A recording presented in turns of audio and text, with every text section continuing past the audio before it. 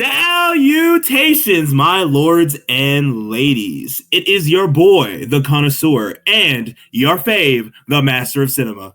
What's going on? Today, we are going to be talking about a childhood classic, a fan favorite. Imagine being basically somewhat of the rightful heir to a very powerful tribe of dragon hunters, but you feel like an outcast. You feel like nobody even wants you there. But then at one point in time, you do something unthinkable. And through that unthinkable act, you become best friends with the most powerful dragon there ever was. I think we already know what we're talking about, ladies and gentlemen. We're talking about How to Train Your Dragon, but not the classic cartoon. No. We're talking about the live action that we'll be going over today. First things first, let's just talk about the movie in general. What was our overall thoughts? Machi, what did you think about the movie overall, though? The number rating, I'd have to give it about 5 out of 10. Ooh, really? Number rating for me, I would say I would definitely give it around a 6 out of 10 or even like a 6.5. I'll give it. Why such a low rating? Am I good to go into spoiler territory, or?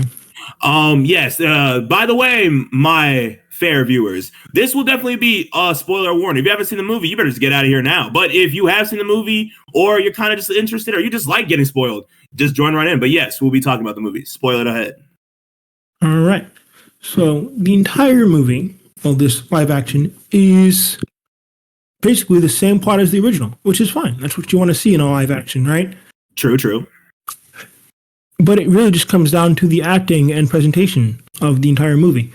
It was not nearly as good or grand as the original that it's trying to copy.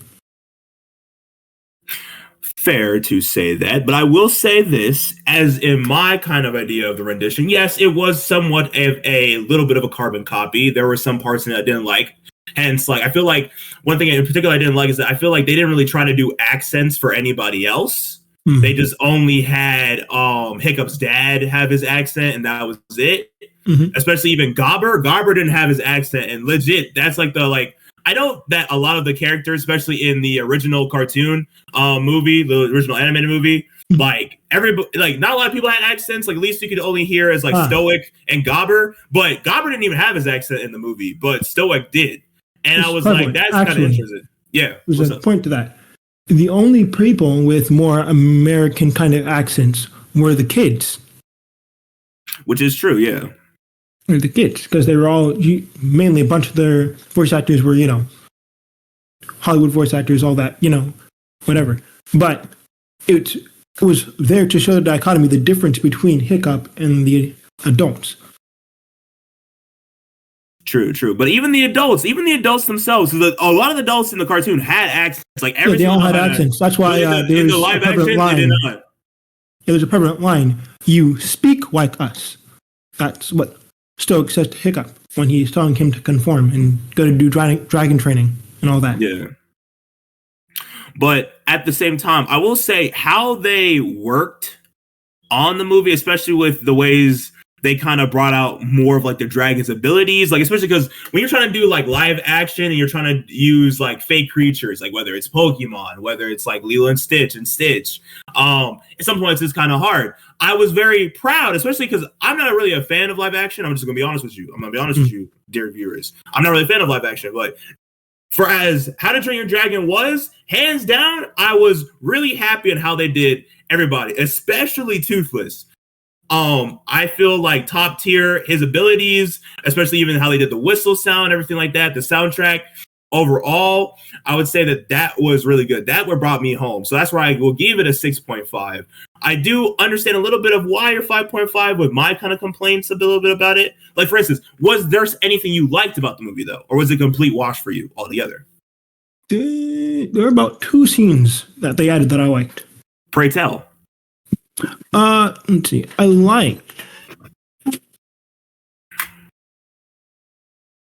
liked the scene where Astrid is in him with the dying call. How they added a bit more onto that part.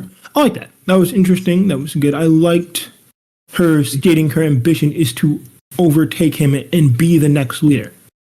because he wasn't really striving for that position. He was so easy to just give it away. That was an interesting bit of dialogue. I liked that there. That was good.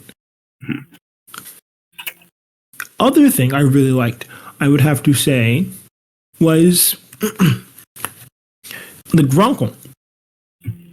Oh, really? I liked when he picks up and he eats the rocks and how they showed that detail. They showed that detail in the original too, but I liked how they added a bit more to it. Okay. Yeah, he eats the rocks and then he spits it out to give his blast a bit more oomph. That was good. I like that. Speaking of dragons as a whole and like some of the stuff they added, I know one thing in particular that you said that you did not like was when the what was it? What's it called? The Screaming Death? That huge Green dragon. Death. The Green Death. You say you didn't like how they did his flame ability. Could you talk about that a little bit more? All right. So a lot of it, especially at the end of the movie, it's really where you see their budgets kind of waning because his fire breath doesn't feel or even look like fire. It looks more like clouds. It was really interesting. It had the same texture as the clouds they had for it in the ending fight. It was really weird. Like airbrushed kind of sort of feeling. I get your point with like the That's whole the original, because like the whole thing is when it's coming out of him, right? It's a consistent stream, right? So it should feel like, there's power, there's weight behind it, right? But it doesn't feel like that. It's not like coming into a direction. That's the whole thing. That's the real problem. It's like aired out. I think the reason, in my opinion, though, I was fine with how they did the I'm gonna mess the Green Death. Is that what it's called? Mm-hmm. Yes, got it. All right. For the Green Death, in my opinion, I liked it because I was surprised at how well, because bro, when we like in the first movie for like the cartoon movie, right? We're trying to figure out why the dragons are acting up. We realize that they're kind of more docile, kind of like regular creatures. Like you would see like a bunny, a deer, like all that kind of stuff. Like they're like dogs, like in a way, or even like in cats in some kind of like category of how they act and how they perceive. Like they're not actually really dangerous creatures. They're just listening to like the head honcho, like the what's the word? Like a beehive. Yeah, the beehive, like leader of the pack, and then that dragon was the queen, right? So when they finally bust out the big old dragons, I was waiting for that because I know that's like a big part of like why to me like How to Train Your Dragon was so cool when like they're fighting that big old dragon, like that giant. So like seeing him come out of the ground, this whole shaking, he's roaring, he's going into it, and like I know your part about the fire and the clouds was cloudy. I think what they were trying to do with that is kind of just show the essence of like it's literally like he brings about a wave of fire. Like he's like, because like he's in a mountain, right? There's a hole in the mountain. Like he basically is like a volcano that has erupted the sky. Like kind of the whole sky is on fire. Now, to your point though, I can understand the whole budget thing. Like they could have like made it more. It's not that. No, it's not that how it's looked. It's that it doesn't feel like fire. Like I'm watching a dragon breathe fire. That didn't feel like that. It didn't feel like it was like a dragon would breathe fire. Yeah, that's your point. Feel like the dragon breathing fire. Okay. The way it looked didn't make me believe. Yeah, this dragon's breathing fire. It made me believe that this is special effects, not a dragon breathing fire. Okay, interesting. You get that better because, like, you see it in like Game of Thrones, right? When the dragons breathe fire, how it starts off short and then grows larger the farther it goes out. Okay, I can see your point now. Yeah, because it was like the Green Death. It was like automatically, it was all overpowered. Automatically, it was like a legit like it wasn't like a flamethrower kind of starts out low and then like goes. It was like like that. Yeah. And it was like that kind of like there was no build up to it. But in Game of Thrones, that's felt more like he was barfing instead of breathing fire. Yeah, I can see your point. This is one thing I want to go back to. Going back to Astrid, how did you feel of? Because this is one thing that they did differently. I enjoyed it. In the movie for live action, they kind of do more emphasis on the training aspect of when they're doing like the whole challenges, right? To be able like that coming of age challenges for all the young characters. I like the part that like they're kind of showing not only like Astrid's growth and all the other characters' growth and their practices going into it, and also just Hiccup and training, because they didn't do that in like the early cartoon. Like they kind of did it, but they didn't go that far. It kind of was just like it was more montage, and I actually kind of like that because one, they kind of went into like the book more. Two, they kind of fleshed out the practices and kind of showed like how long it took for like Stoic and them to come back after failing to find what they needed to find. So, like, how did you feel about it? Because I actually like that kind of montage. I feel like it gave us more time to really get into the building of the relationship with Hiccup and also with Toothless, but also just came to kind of just see how like this coming of age was for all the characters all together. I think they did a good job with that. But what do you think? Yeah, I think it's fine. I think it doesn't really matter. It didn't really matter to me what they added to, or like some of the cutouts. Kind of, I didn't like it, but what they added to this montage was fine. It was basically the same thing. You say it's a bit different because I just recently rewatched the original too. Yeah. Right.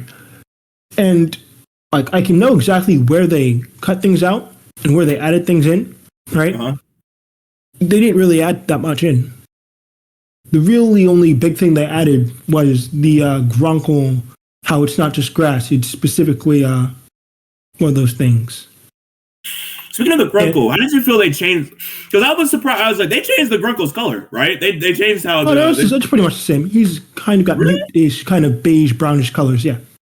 Because like I remember that maybe that's just because of like Race to the Dragon's Edge, but like every time when I think of the Grunkle, I think of like a brownish kind of like sandy kind of like dark brown. So like when I was seeing him, but he had a bit more black on him, I believe, in this one, but that's fine. Yeah. Really, I think he looks more like bluish kind of a little bit. Maybe that's just because like because I work at a movie theater, like the toys that kind of came out was like more of like a blue kind of look, like for like the toppers of the cups. But maybe that's just because like how they did it. But I think it had like more of like a blue kind of undertone, which I was surprised about because I'm like I feel like the Grunkle's more like brown, you know. But maybe that's just like my memory of it, but not actually accurate. Yeah, probably remember. I don't remember it being that blue. No. All right. But either way, all the dragons don't always have the same specific color. How did you feel about the dragon's abilities? I think they did a good job, hands down. Especially which one is what is it called? Like the Screaming Nightmare or like the Nightmare? What dragon is that? It's like the one that like literally gets set on fire. Shoot. Let me look it up real quick.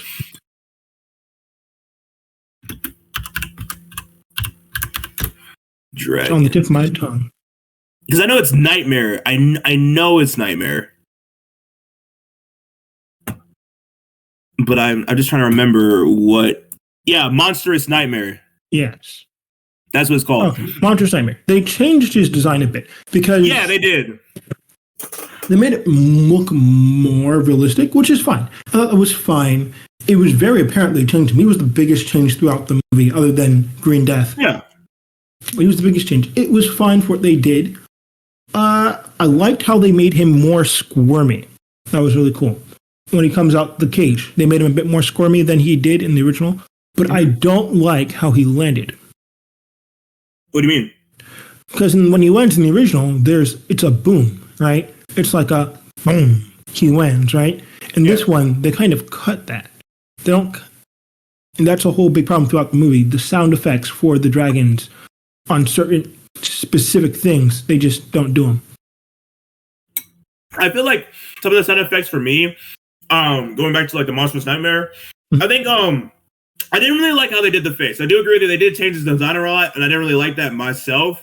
But I feel like what they're trying to do is kind of bring out like a kind of like a demonic kind of like a lizard coming out of like hellfire itself kind of look. Like they really try to emphasize that kind of like crazy, creepy look. But the Monstrous Nightmare was already cool looking in the cartoon. They did good with what is it? A natter? I think it's like the spiky natter, something like that. That's the natter. Yeah. The natter. They did a good job with the natter. They did a good job with the double head Zippleback, and they did a good job with Toothless. This one they changed it a little bit. I kind of maybe understand maybe why they did it. To me, like the Monstrous Nightmare was always like really cool. It has to do with art style mainly. Yeah, probably. Yeah, because his eyes. You look at his eyes and like if you look at a picture of him, they are very much cartoony eyes. Yeah. They're just set at the top of his head, and they're really big. So they made him a bit smaller and less pronounced, and they pushed it all together. Mm-hmm.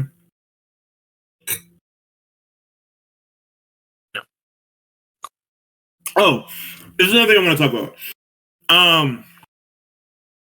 Honestly, to me, I think the best thing about the movie, the one thing that they did great, and this goes back to the line of how like Hiccup building his relationship with Toothless. I think they did a good job of that. the scene where Hiccup is like has the cheat sheet, right? He's flying with Toothless and all that stuff, and then like he falls and they're both falling. That whole usage of sound, because one thing in particular I think that like movies do that I love, especially with like directors or just like different practices and different forms of cinema, is the use of silence. Yes. The use of silence, because sometimes silence can be louder than actually saying something or an actual sound coming around. It makes you focus back in because like, where did the sound go? And in that moment, that death-defying moment where Hiccup is falling, he's trying his hardest to get the cheat sheet. He's trying to just figure it out. He's trying to like, his brain's running like 100 miles per minute. Like he's like, oh my goodness. If I don't get this paper, I'm going to die.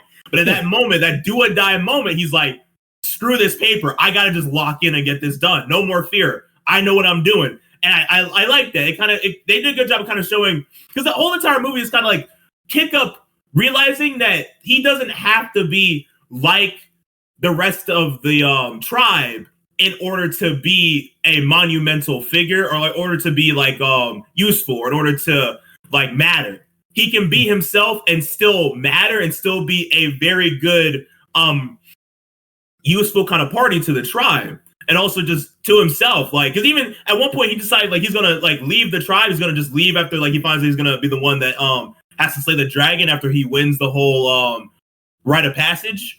He's gonna dip because he realizes that like this thing that he has built with Toothless, this relationship, this understanding where he's figuring himself out, he's getting to use his tools, getting to use his mind, like that matters so much. So going back to my point about the whole drop silence thing, that moment was so crafted to the point where I was at the edge of my seat. I was like, oh my goodness, like, dude, this man is legit going to die if he doesn't get on this dragon.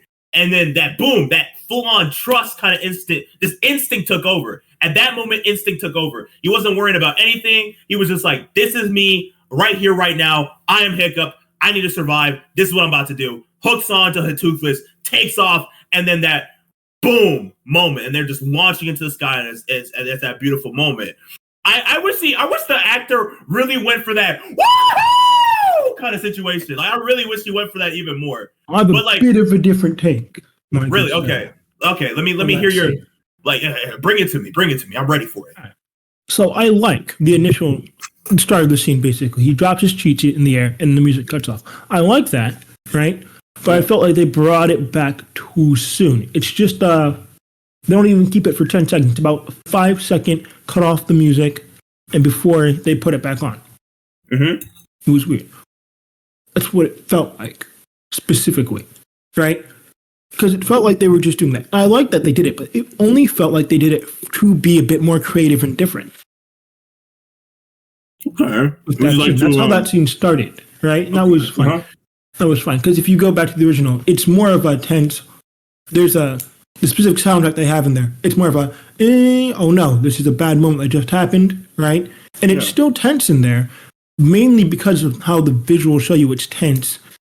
They do a lot of cutting in this remake of him falling down with Toothless, right? But it's more of a one shot in the original of just this terrible moment happening on one thing. That keeps you in the moment more, which I thought was a bit more tense for me, right?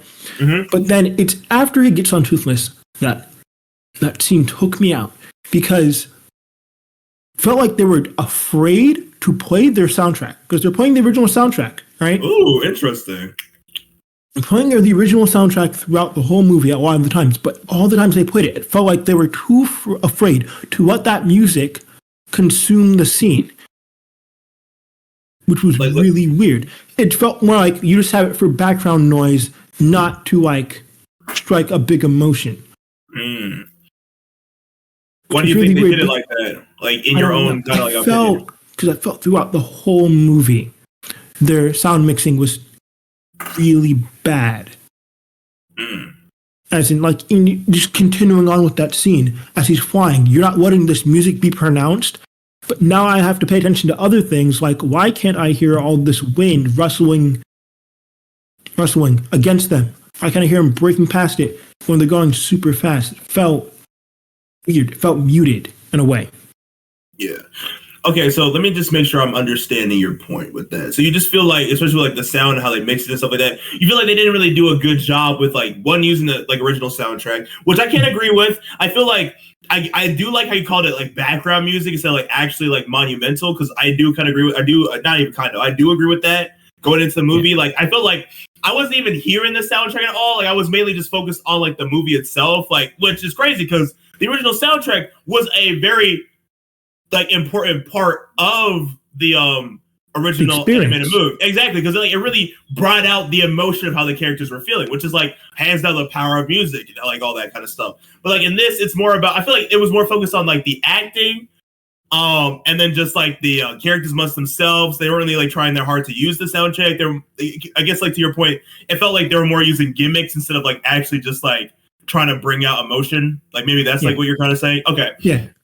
So like, to that, I will say, maybe they could have made the silence a little bit longer. Maybe they could have fleshed out that part a little bit more. I mean, I did say that I wish that the actor for Hiccup like did the woohoo a little bit like harder. I feel like because like I feel like that big like victorious like celebration when he landed that like liftoff and like after saving himself, like. I wanted it to be like that kind of joyous kind of like woo kind of situation. I'm not gonna go too loud because I don't want like the mic to go crazy. But like when I heard it, I was like, it still fitted, but it wasn't there just yet. It wasn't there just yet. Like he felt like, okay, I stuck the landing, woo! Not like how Hiccup felt in the original cartoon when he was like, oh my goodness, I just did this. Like, let's go! Like it was a kind of a different vibe. Maybe that's just me. Maybe I'm overthinking it. But I felt like there could have been more. I feel like there's a lot of times in that movie, there could have been a lot more excitement. There could have been a lot more passion with a lot of stuff. I feel like they felt like imagine me and you were living in a world like that, bro. Right? And there's just dragons everywhere, especially when they didn't even know about like what the dragons was like. And it's like this whole boom crack. Like I do like your point about going back to the Monstrous Nightmare. How like when he like walked in, when he landed, it was like a boom kind of situation. There wasn't a lot of that kind of like that drive. That like, oh snap, these dragons are dangerous. Like these dragons are crazy. Like we kind of see that in the training, but even they were like more tame because they were in captivity. Like those were like like those dragons were like used to humans. The other ones like weren't really, and you can kind of see the difference. One thing in particular that also kind of made me annoyed going forward, in like the first few parts of the movie, that scene with Astrid, like when they introduced Astrid and all of them, why did they cut out her explosion? I don't understand that. I don't understand that whole scene, why they did it like that. I could tell it was CGI throughout the whole thing. Until they weren't actually moving, which was, first of all, a bit drawing. That's your first introduction to this character you're showing me, right? And then they don't do the big badass, oh, he's in love, slow-mo, boom, explosion, cool eyes don't look explosions walk at all. He just says a weird line to her, and she's like, what are you doing? Yeah, like I'm not gonna lie to you, like especially when I was growing up and I saw that scene, I was like, "Whoa!" Like I like at that moment, I feel like as a kid, you understood what Hiccup was talking about. Yeah, like she looks cool. Yeah, she looks cool. She took out like cool. She took out a dragon. Yeah, like she didn't she take out like a dragon in that moment, or like did she like no? Well, they were all helping out, put out fires. Put out fires. Yeah, she didn't take out a dragon. It was like it's a bit of a funny thing because she has a small bucket of water for it. Now, boom, big explosion. Yeah, boom, big explosion. But it's just like the way that she carried herself in the animation and that explosion. Like you even see his eyes light up, and it's not just the fire; it's literally just her and her aura. Like girl was like aura farming. Girl was walking that walk. But like you see it in like the live action, it's just kind of like a chill. Like it had the slow motion, but it was too chill. It was too chill. They could have done the explosion. I don't know why they chose not to do the explosion. Maybe I'm being a little bit too picky, but like they could have done the explosion. It definitely would have worked. But speaking of like the firefighters, how did you feel about the cast and their acting for like the group of the youngins?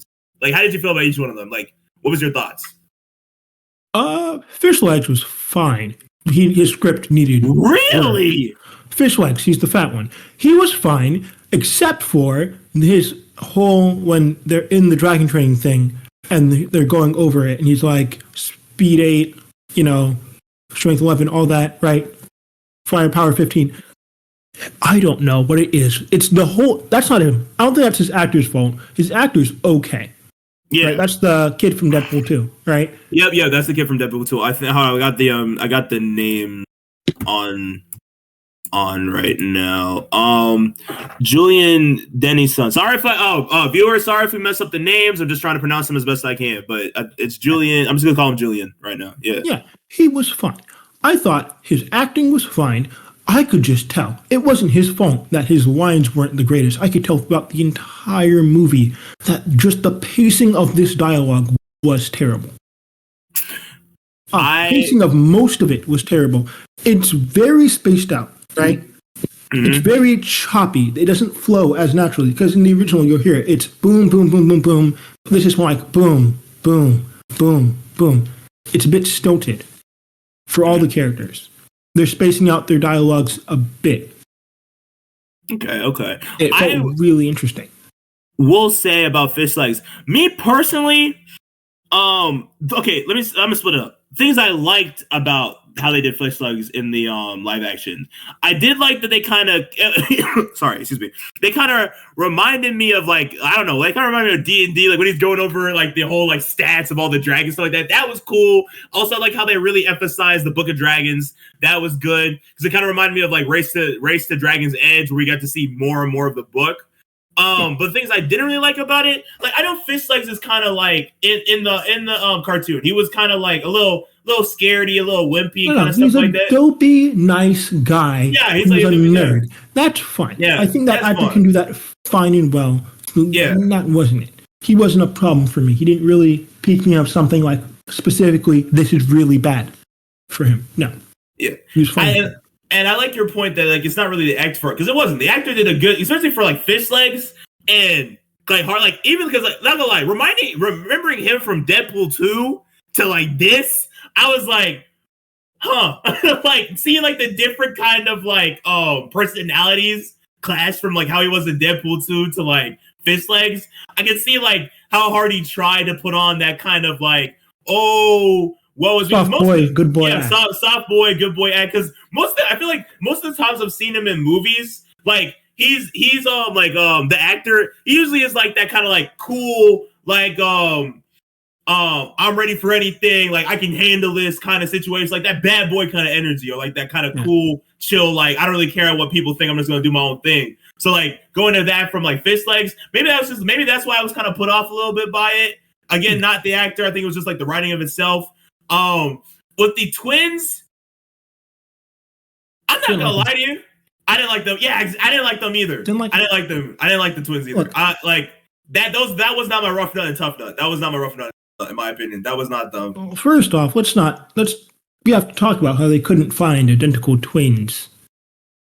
Kind of. They couldn't find twins that looked similar that were opposite genders, which was weird. Mm-hmm. Which was the opposite sexes. And then, I did not care for this portrayal of Snotlout at all. Honestly, I can agree. Snotlout is not supposed to be a sympathetic character. For me, personally, if you want to write a sympathetic character for Snotlout, that's fine. He's got daddy issues and all that. That's fine. Cool. I didn't care. Because what they did was they took away a lot of his more rougher edges against Hiccup, which is what I did not like about this movie the most, that they were not hard on Hiccup nearly enough. Oh, and that is so fact. Especially because, like, going back to, like, when Hiccup's doing all, like, the whole stuff he learns from Toothless and using it against the dragons, like, the majority of the time in, like, the cartoon, like, people kind of hear that, like, he's kind of, like, balling out. But, like, they're still like, yeah, we don't mess with Hiccup. Like, we don't mess with him, bro. Like, we don't claim It's not Hiccup. until near the end when he starts doing really good. When he starts doing really good in the thing, they're like, oh, maybe he's cool. Let's go hang out with him. Let's talk to him. Let's see what he's up to, stuff like that. Yeah. But in here, it was like big man on campus. This first scene, the dining hall scene where they first introduced the Book of Dragons, right? Yeah. In the original, right, when Hiccup walks in, right, I remember this because they cut this part out, which really peeved me, right? Mm-hmm. So in the remake, right? Gobber asks, what did Astrid do wrong? And she's talking about her somersault dive. That's fine. That's in the original too, right? But then they cut out the part where they go, where did Hiccup go wrong? And everybody, all the characters, all the kids, give an explanation. They go, he did this wrong, did this wrong, did this wrong. And then Astrid goes, he's never in the right place, which was correct. That was a bit mean, but it was also true. But everybody else, all they said was they said things to belittle him and be mean, but they cut that out in the remake, which I didn't like. Yeah. This is what I'll say about, I want to go back because I know you touched on both Snotlout and then the twins. And so I want to go into that. So first I want to go into twins. First things first, Roughnut and Astrid are not buddy. I'm sorry. They're okay. They're like, hey, you're a person. That's cool. Yeah. You do you. They're not like, best friend, give me a hug. No. Yeah, no. And that's what they did in live action. Because like Roughnut's like, hey, like what's going on, my sister? Like this and like Roughnut and Toughnut in like the first movie, they're all about themselves. Like it was like a themselves and fighting each other and fighting each other in a comedy. And like being just like because they were dumb, but like in like this, it was like just they didn't really feel like siblings. They just felt like two people that like will argue a little bit and then just like they go on their own separate ways. Like Roughnut felt closer to Astrid than her own brother, which made no sense because Astrid's thing was, I'm gonna do me. I'm about myself. I'm not here to help any of y'all. I'm doing it for me, which was great. She was a bit of a loner, a bit more of a loner. People liked her, but she was a bit more of a loner who's out here to succeed for herself, while they all just continue to act like clowns. And it was just surprising to me just seeing like when Roughnut was like kind of just being buddy with Astrid. I was just like, that's not Roughnut. Like, Roughnut doesn't even like get cordial with everybody until like honestly, I guess until like the second movie when like Fishlegs and Snotlout are like fighting for her affection. Like like that was like the only time you actually see like her doing most of the time it's just like her being because Roughnut's a bad to the bone warrior too in some way. Like low key, they're both like Roughnut and Toughnut are both like kind of like the idiotic duo in like most kind of like war kind of situations like that. Like you love them, you love seeing them act out, be crazy, but like at the end of the day, they low key can do what they need to do. But like in this, it's like she was just kind of like just her chilling with Astrid, not really vibing with Tough.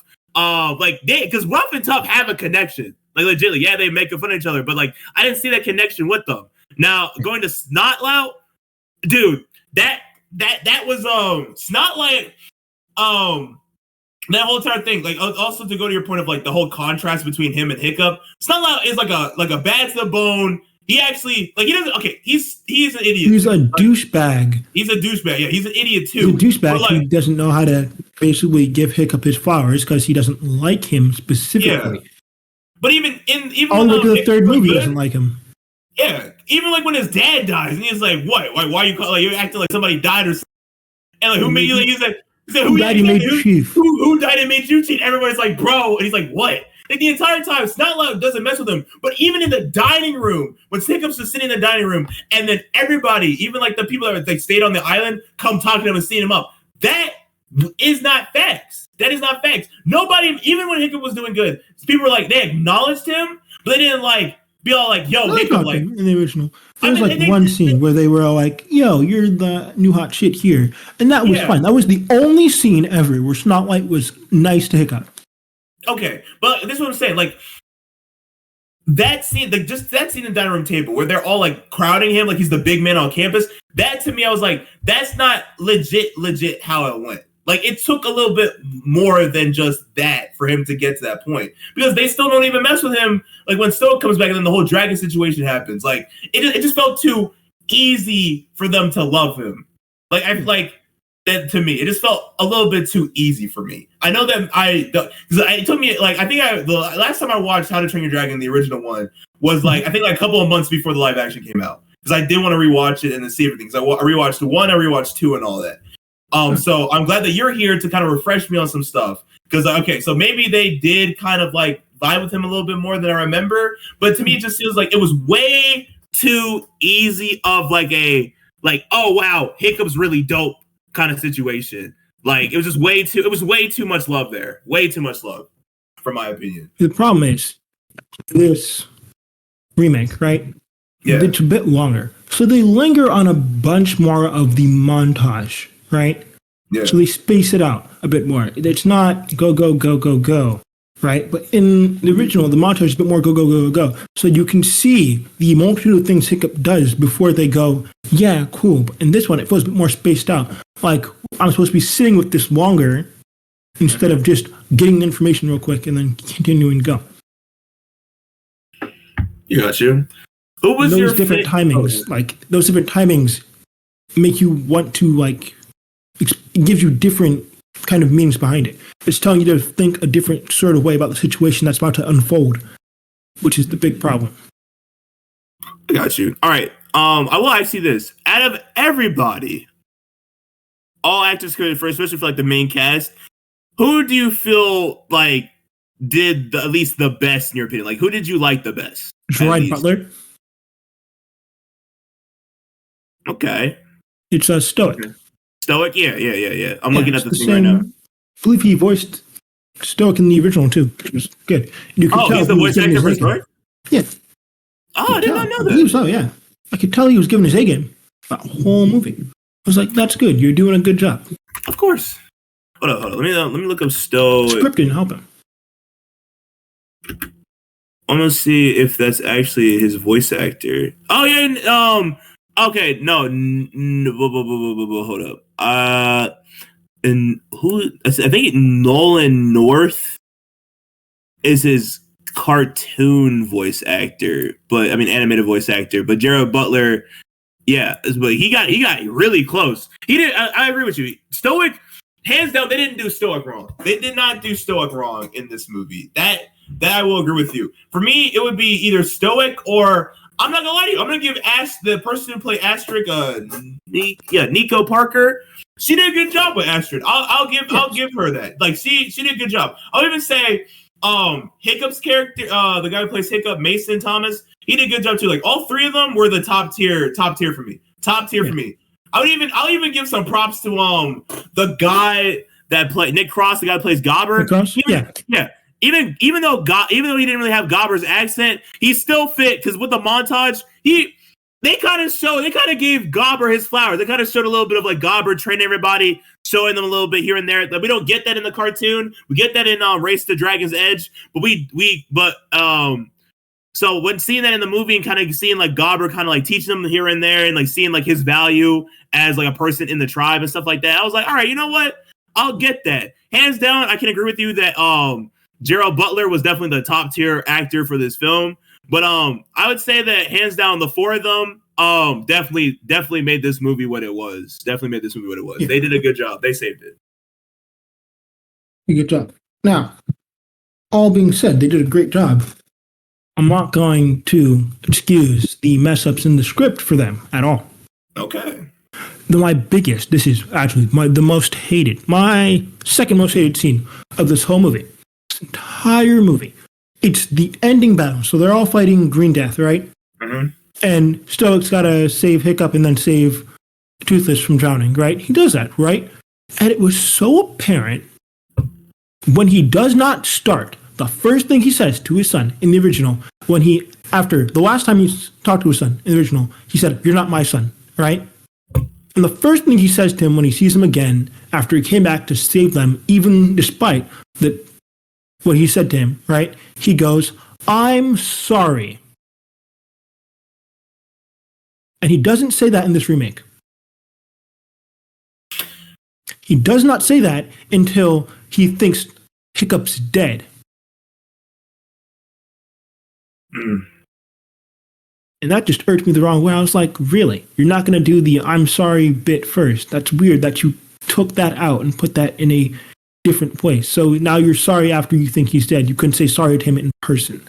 I was like, what really made you love Stoic in the original was that he was willing to admit that he was wrong the first chance he got. Yeah.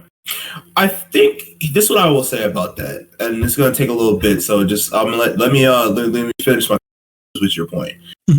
First thing I wanted to say is I did enjoy, because I just want to say this right now.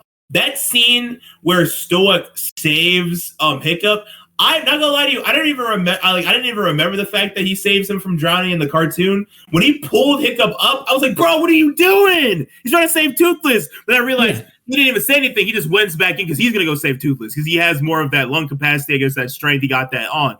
But then to go to this point, I like the fact that you're bringing that up because yes, Stoic is a very lovable character in the animated movie, especially when you get to movie 2, because Stoic is a good, how do I explain it? He's kind of like how a dad low-key is, especially when it's like that, when you're a child of a legacy parent. Like when you're tired of like a legacy parent, right? You always get compared to your parent, especially when your parent is like the head honcho, whether it's your mom, your dad, your grandparents, you always get compared to like those head honchos, right? So, and then Stoic feels that secondhand embarrassment. He does show that in the cartoon movie. One thing I will say though, how Stoic acts in the live action though, I do like the bring up the fact that like when he does that apology, because honestly, even to me, the whole scene where like Hiccup's on Toothless about to start heading off, and then like he stops for a second and says what he needs to say, I didn't feel that kind of sorry like essence myself. Like he kind of just said the opposite of what he said previously. You're not my son. You're a disappointment. All that. And he's just like, listen, I'm proud that you're my son. Yeah, but it's not like he's not hitting that area like, yo, what you said was low key messed up. You need to address that. But then when Hiccup's about to die, he's like, dang, I'm losing my son. I'm sorry. Like, there's it speaks to it because without the I'm sorry, you don't get the resolution that Hiccup tells him everything's okay. And he says, because the whole thing with Stoic is he's stubborn and he doesn't listen, and Hiccup's the same way. And then Hiccup goes, don't worry, Dad, we're Vikings. It's an occupational hazard. It's okay that he doesn't listen sometimes. It's just who we are, and that's fine. I still love you. You know? Yeah. That's what that saying's saying. And they don't have that in this remake. Because they can't have him say, I'm sorry, to his son when he thinks his son's alive, while his son can hear him, which is weird.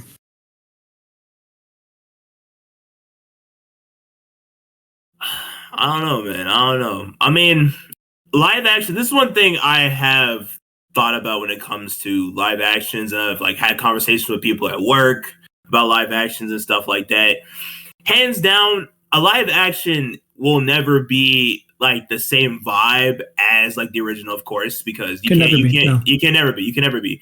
And also one thing that took me a little bit, which makes me a little bit forgiving for live action sometimes, is that the live action in itself is somewhat kind of like a different kind of universe, a way to experiment, a way to kind of change a little bit of like how the characters work and kind of bring it into a more like realistic kind of setting. To me, though, sometimes it makes me annoyed, especially like when they change stuff up that like low-key the characters would never do. Yeah. But at the same time, it's their live action. They're writing this kind of story. They need to drag it out, especially like for like cartoon movies. You need to kind of drag it out. You kind of do need to drag it out a little bit, because if you don't, like, I was like, I'm not gonna lie to you, I was surprised the fact that How to Train Your Dragon was 2 hours. I was like, this is 2 hours? In the original, it was like 1 hour. But then like it took me understanding like why they had to drag it out. Same thing with like anime and stuff like that. When it comes to like manga panel stuff like that, you have to drag out the fights. Like for instance, I'm gonna bring up Chainsaw Man. Like the Leech Devil fight in Chainsaw Man was like I was so surprised in how they did that, because originally the Leech Devil fight doesn't even last like a full like couple of pages. It's just like Denji like does some flips and then he gets stabbed by the tongue and then Aki saves him. But in the anime, they drag out the fight. Like the man is brawling, he's going crazy. The Leech Devil's going crazy. They're balling out. They're literally going ball for ball. So I understand the dragging out situation with How to Train Your Dragon, and I did enjoy some of the stuff they dragged out. But at the same time, there's some things that, like, and to your point, that there are some things that need to be said. There's some things that still needed to be added, and things that should have been kept to keep the same kind of feeling we felt. It doesn't matter if they want to do a different thing. It doesn't matter if this is like a different kind of essence. There are things that we fall in love with when it comes to these kind of series that I feel like y'all shouldn't take out just because you want to be different. Yeah. Now here's the thing. A lot of times people will say this about live actions, right? These remakes, that when they change something, that's because they think it was worse than the original or something like that, right? Things like that. That's not always the case, I don't believe. A lot of the time, I think a lot of these people who remake this stuff don't understand why it's there in the first place or something like that, or just get completely lost in translation, right? Yeah. There's you've seen the live action One Piece, right? Yeah, I've seen the live action One Piece. Yeah. So we have the manga, we have the anime, and we have now this live action version. It's coming on to season 2, right? Mm-hmm. There are a lot of things they changed through there. There's a whole arc. It's a whole villain cut out. Don Krieg. They cut him out. They didn't cut him out because they think he's bad or anything like that. It's mainly for time, things like that. Mm-hmm. There are a lot of things you got to cut out or change to fit a different kind of visual medium or new narrative, right? Mm-hmm. And I think that's okay. If you got to change things. But a lot of times you got to think, are your changes going to be better or enhance the story in any meaningful way? I don't think a lot of the changes in this one do that. I can agree with you. I wholeheartedly agree with you on that. Any questions for me? Because I'm sorry, I feel like I've been like asking you more questions, so trying to give you a break so you can give me some any thoughts I have. Yeah, any questions for me? Now, the animation, what do you think about that? How they animated the dragons a lot. Hands down. But mainly with the character acting and stuff like that. Character acting. I feel like, okay.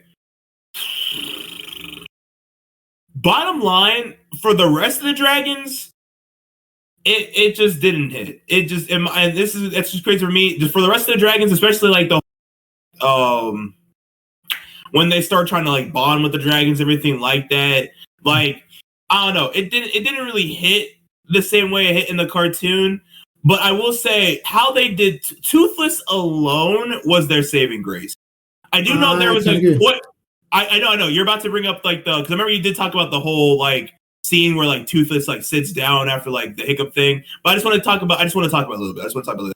The way that they did Toothless with his abilities and everything like that, his like mystery, everything like that, especially when they dragged out the whole Hiccup learning how to talk to Toothless and vibe with him and everything like that. I think that they did a good job with that. One thing in particular that did irk me was the Hiccup realizing that Toothless has teeth when he first sees that Toothless doesn't have teeth and Toothless teeth come up. That I didn't like because in the cartoon movie, it's like a shock. Like when Toothless teeth come out. It's just like he comes in a little cute, little like I'm a little precious little baby, and then zah! Teeth are out, grabbing that fist. Like it literally looked like his like arm was literally about to get like bit off if he didn't back up in time.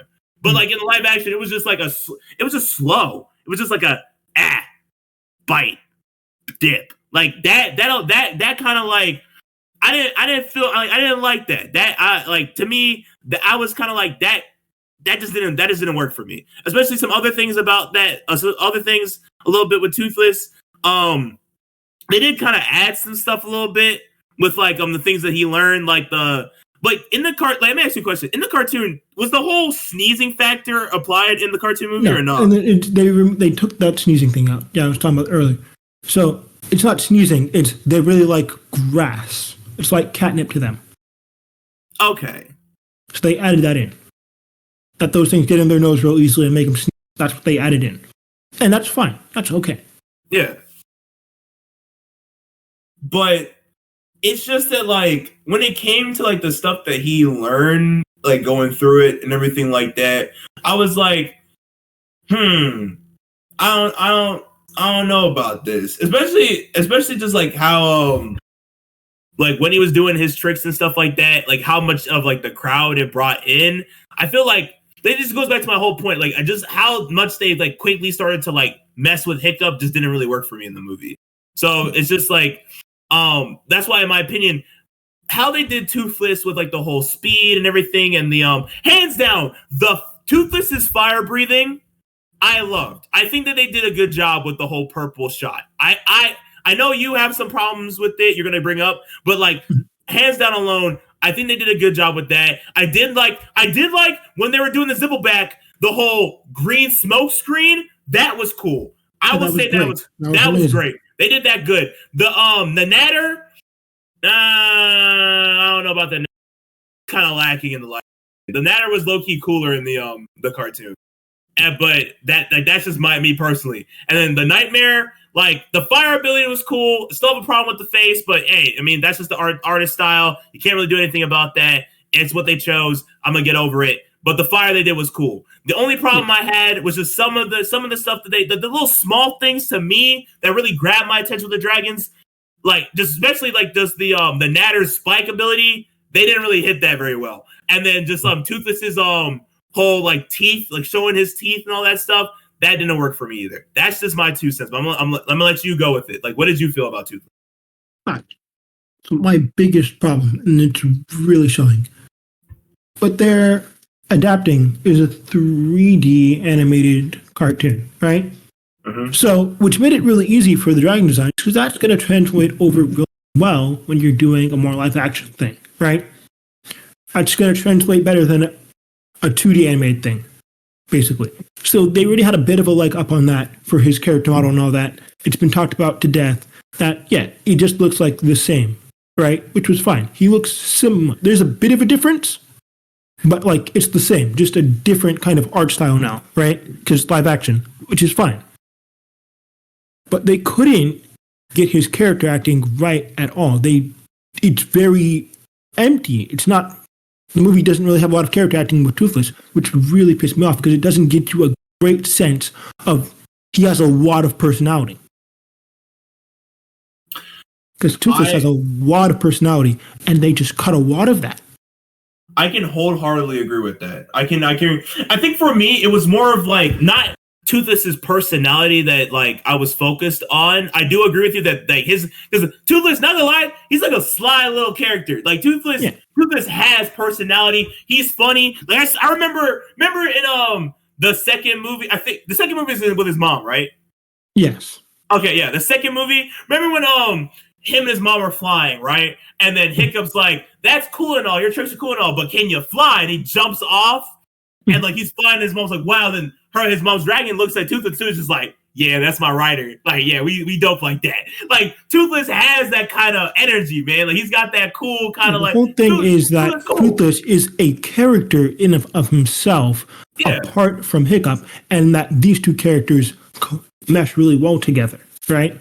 Yeah. But it feels more like, and it's a bit of an acting thing that's gonna ruin this. It feels like not only it's because Hiccup's the main character, that's fine and all, right? Yeah. But Toothless is the deuteragonist, basically.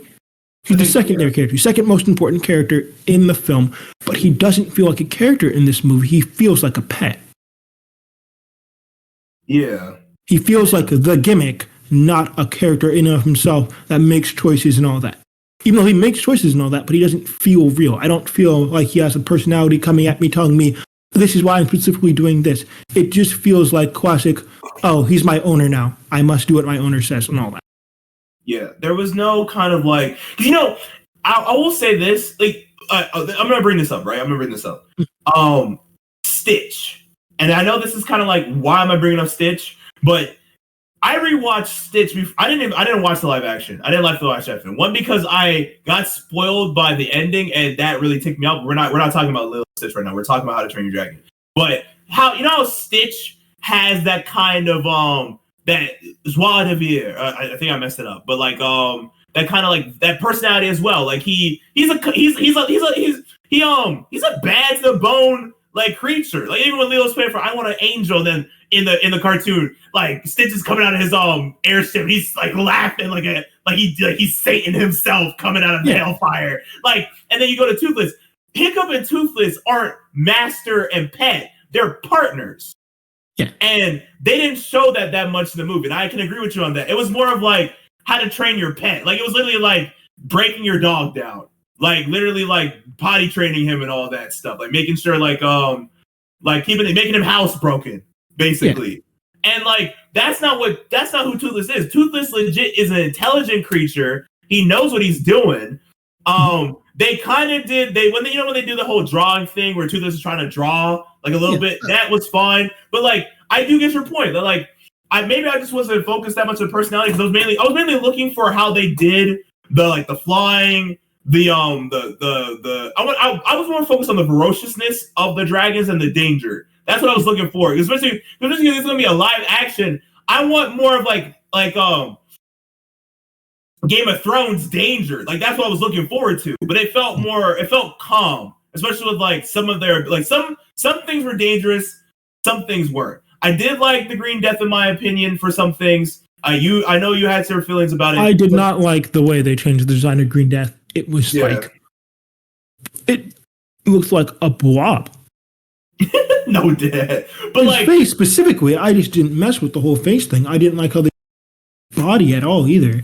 Yeah, it was weird. But especially when it flies, it was not good. Yeah, the flying was kind of but it's the vibe of him like basically erupting from the mountain is what I liked. But then you go back to your point about how Toothless' personality, like to me, I wish I was focusing on the personality so I can see what you're saying, but I do agree with you. This is not me saying I don't agree with you. This is me agreeing with you and then kind of just saying to my own part that now that you've brought this to my attention, I can kind of say that that's kind of a problem. Yeah, Toothless does have a personality. They're partners. It's not like just master and pet. Like even talking, because Toothless understands what Hiccup is saying. Even when it's Race to Dragon's Den, even when it's the second movie, it's like it does like even when Hiccup is like telling Toothless to do something, like and Race to Dragon's Edge, like Hiccup literally tells Toothless to like when the Rufflet and Tutnut are about to like dip out to go do something that he told them not to do, he says Toothless shoot the ground, and then Toothless was literally shoot the ground. And they're like, yo, you should have told your dragon to shoot at us. It's like, your dragon shot at us. Like, yeah, I told him to. Because him and Toothless are like, that's his best friend. I'm not even gonna cap. That's legit his best friend. That's like, that's his boy right there. And because like, I mean, there's always that whole dog is a man's best friend thing, right? And dogs have a personality as well. But I feel like they went too more. That's why I said like the dragons felt more like dogs and cats and actual like dragons. It's a bit of a thing that's lost in translation because, in a lot of anime movies, it is natural to animate the faces of animals and all that to be more anthropomorphic, right? And all that. So you can clearly see that they're thinking, they're intelligent, they have ideas and all that. And you can do that in live action. They just choose not to because they want to go for a more realistic thing. But that's not going to work in a movie like How to Train Your Dragons, where the dragon also needs to be a character that's showing his emotions consistently. Yeah. They were lacking on Toothless's intelligence. Yeah. 100%. No. What? They really have to talk about some of the movement with the acting. Because I felt this throughout the movie, but a lot of it felt stiff. Yeah. Like what I'm talking about. You get what I'm talking about. Because I'm talking about so I noticed this. It's really notable, especially when these human actors, right? It's really notable when they move out a scene. Mm-hmm. Which is weird. Because if you go to the original, they're moving all the time. Okay. And anytime they're moving, that's money.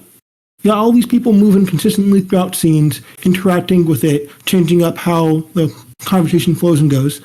Mm-hmm. And then it's not there a lot in this new remake, even though they're human actors. You can just tell them to go, do this, do that, do this certain way. It's really a thing of the directing felt more stiff, which was really weird. I got you. All right. I will say this. Any closing remarks going forward for you? Closing remarks. I like this whole theme of, we come from diverse lands, we're all great and all that, right? Yeah. We all pull our collective knowledge together and all that. Mm-hmm. I didn't care about it. I didn't think it needed to be in this movie at all. I felt like it was only there to explain why there are black people and other people of different ethnicities here in this movie. That's what it felt like consistently every time they brought it up. I'm like, cool. So that's why Astrid's not white with blonde hair. Cool. Thank you. I don't.